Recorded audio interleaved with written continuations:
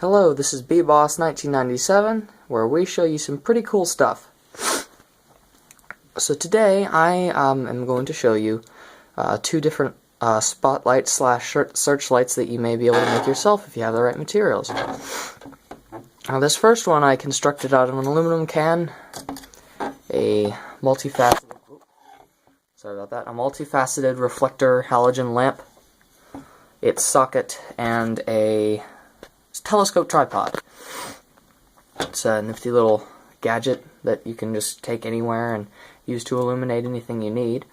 I had this aluminum can lying around, so I decided, hey, I have this halogen bulb, why not put two and two together, or why not put one and one together in this case, make something interesting. So I took the socket out of the halogen fixture that I had and wasn't using, and the bulb, and screwed it into the back of this can with some drilling of the holes and fastening of the screws, and then I fastened the electrical connection with electrician's tape, drilled one more hole and put the whole thing on a telescope tripod.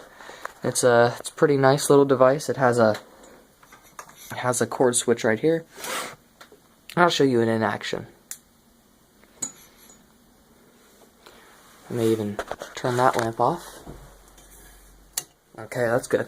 So as you can see, it's pretty bright.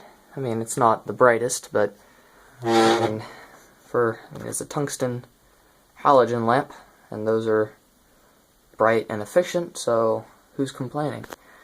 It's not a bad device. I mean, I can illuminate my entire driveway. It does get hot, but not hot enough to necessitate like a heat sink or a fan or anything. And you can build it yourself. Of course, you can always do variations on it, just to make it your own. And if you want a more concentrated beam, you could put like another aluminum can with the bottom cut out, fastened onto the front, to concentrate the beam a little bit more. Right now it's a little wide, but that's okay. So that was interesting.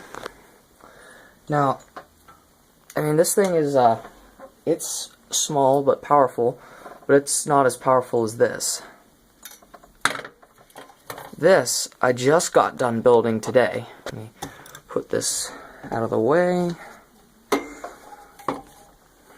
So I just got done building this bad boy today, and it's much more powerful than that other one.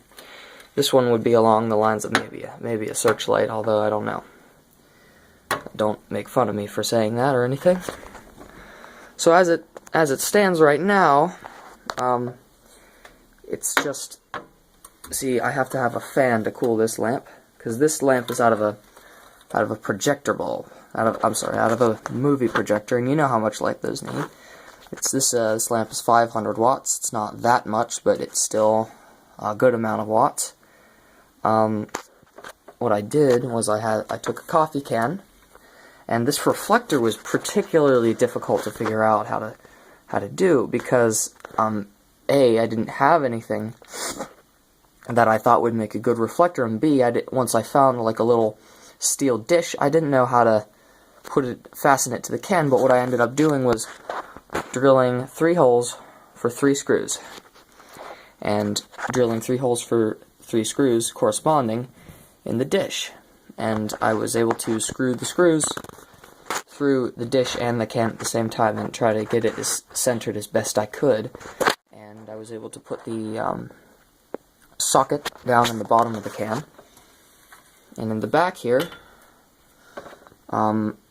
you can see that I used a rotary tool to cut some wedges out of here for airflow, and attached a 120 volt cooling fan to the back. Got from Radio Shack for $25. Pretty good. I mean, it's a nice powerful fan for 25 bucks, and you don't have to have a separate transformer for this one. And so that's not bad at all. And why don't I power it up and show you how bright it can get. I think for this one I may, give me a second here, I may turn the lights off. Show you how bright this is. I'm gonna leave one lamp on so I can see what I'm doing. Okay. So what I always do first is I always turn the fan on first so it can get up to speed. The blades are made of metal, so they do take a couple seconds to get all the way up to speed. So there goes the fan. And as you may be able to tell, you may not, depending on the quality of the speakers that you're using. Headphones, definitely, you might be able to tell that this fan is actually very quiet. So, interesting thing about the fan, what I did is I originally thought that I would use this end, which is the intake end. The airflow is this way across the fan. I originally thought that I would use this end to suck the heat out of the can, but once I did a little test on that, I figured out that that's not exactly, it didn't exactly give me the most powerful suction, so I had to flip it around, and now the air blows out of the front, which is fine. So, I mean, this thing is a work in progress, and I haven't quite gotten to the point where I have put it on a tripod yet, but for now, this is fine. And I also plan to make a little box with 2 switches, one for the lamp, one for the fan, so that I don't have to have 2 plugs as I do now.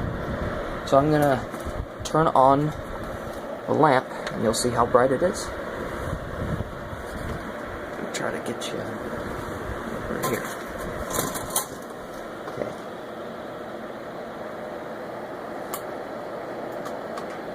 Alright, so that's pretty bright.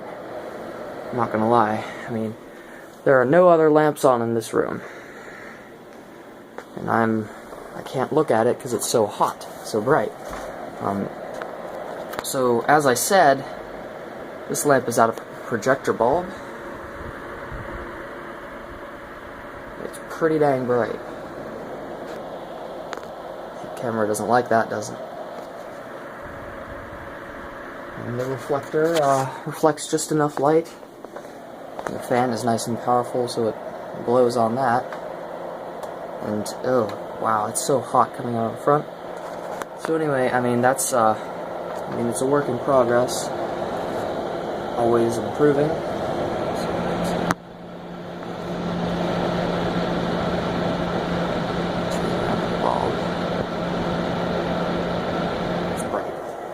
So, those are 2 interesting little spotlights that you can build yourself out of materials that you may or may not have at home. I mean, I don't know how many of you have a spare projector bulb lying around, but then again, I might be surprised.